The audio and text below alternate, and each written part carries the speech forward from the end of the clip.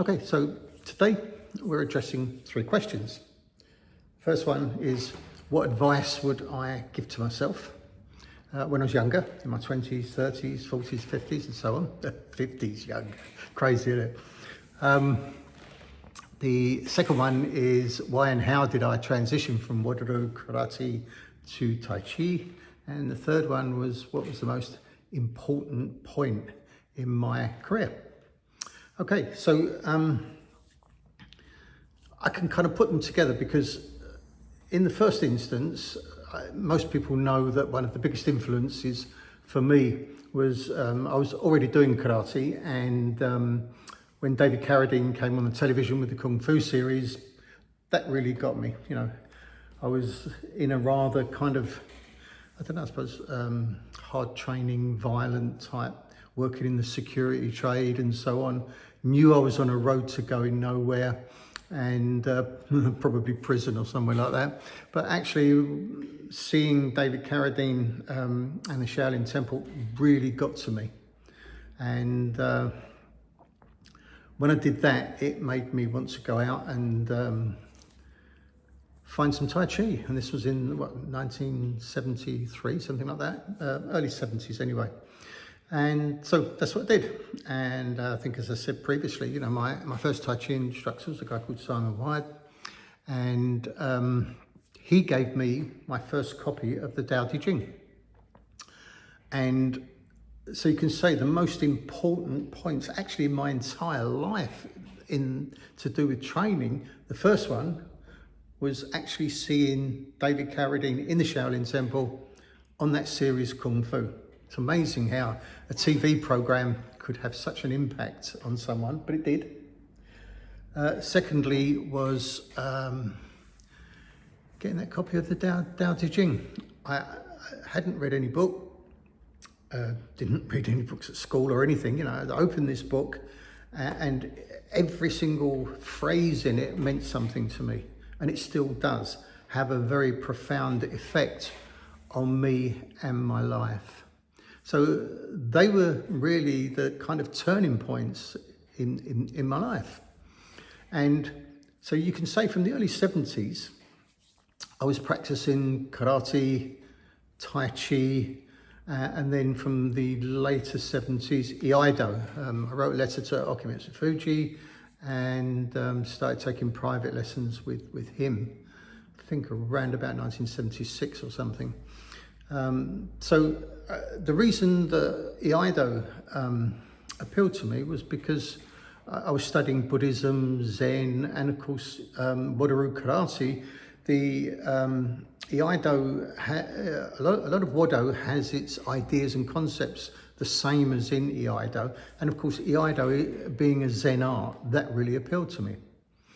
So these three strands, if you like, of the martial arts, the Wado Karate, and I picked Wado Karate, or I liked Wado Karate because it was the softer, more fluid type of karate and had very heavy Japanese roots, not necessarily Okinawan or Chinese, but from Shindo Yoshino Jiu-Jitsu. So it was a very kind of Budo, Japanese Budo type art, and that appealed to me. So we had the sort of fluid Budo karate, the Tai Chi for Taoism, and kind of emanated from me watching David Carradine in the Shaolin Temple, and Iaido, and I practiced them all for many years. So I took private lessons with Toru Takamizawa in Birmingham for over 10 years, and then moved him down here. So we travelled all over the world with him, so we were very close. And Okumitsu Fuji, because I took private lessons with him every Tuesday for more than 10 years, he also became quite a close friend. And latterly in Tai Chi, Jim Uglow, I took over 10 years of private lessons with him. So there were three very definite, firm strands in my training. So the other side of it is that the impact that studying Buddhism and Taoism had on me in the 1970s was it made me find my own internal locus of power through the meditation, the self-examination and so on. I really dug deep inside of myself. So I found my own locus of power, and it meant that I could critically examine any input. So rather than my locus of power being on the outside, I didn't want to run with the crowd. I didn't want to follow the crowd. I didn't need anybody to compliment me or be my friend or anything like that. You know, I walked my own path. I made the decisions as to what I was going to do, where I was going to go, and it had absolutely nothing to do with what anybody else would be trying to get me to do or advise me to do. So I very much kind of walked the left-hand path. If you look at my martial arts history, my journey has been very different to the majority of other people because I followed my own path.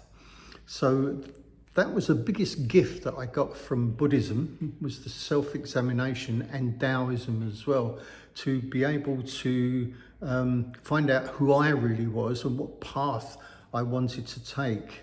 So, and it was almost like the path unfolded in front of me. It came to me rather than me trying to follow it. I often make statements like, we don't travel through time, time travels through the present.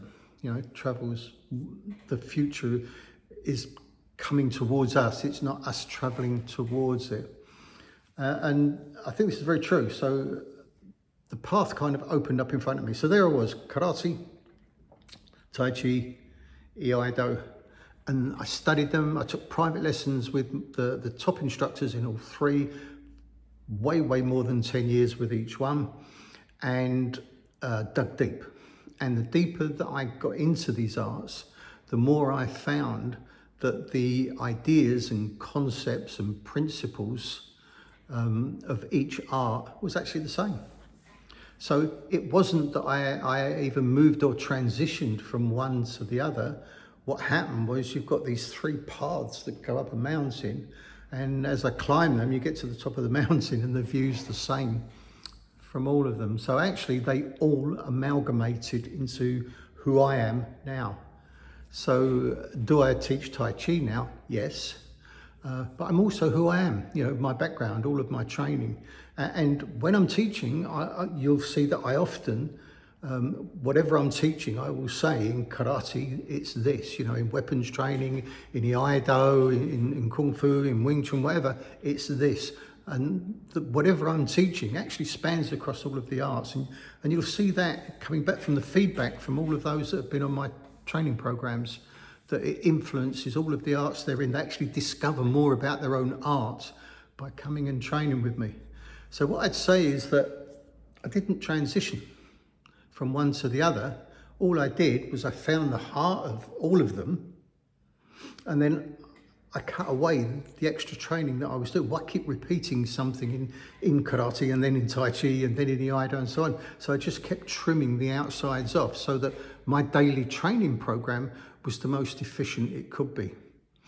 I realized that if I just kept doing all of the Pinanka, Skushanku, Naifanchi, Seishin, but then I'm doing the same thing in Tai Chi, or the same thing with the weapons, there's no point. Once you've got it down to these basic ideas and principles, I focused on them. So you can see how I still use Sanshin, Tensho, Naifanchi, even in my Tai Chi, because I can see that the heart of those are exactly the same as what's in the heart in Tai Chi. You're looking at the same thing through a different window. So, you know, the most important points in my life, one was finding my internal locus of power through Tai Chi, through Buddhism, through Taoism and through Zen. And that was stimulated originally by watching David Carradine. I didn't transition from one to the other. They all became a part of who I am now. And what advice would I give to myself when I was younger? Actually, I wouldn't need to, because I did exactly what needed to be done. So I can't actually think of anything, any extra advice that I would give, because I was so lucky to be able to find myself in my 20s. So that's my answer. Hope it helps. Thank you.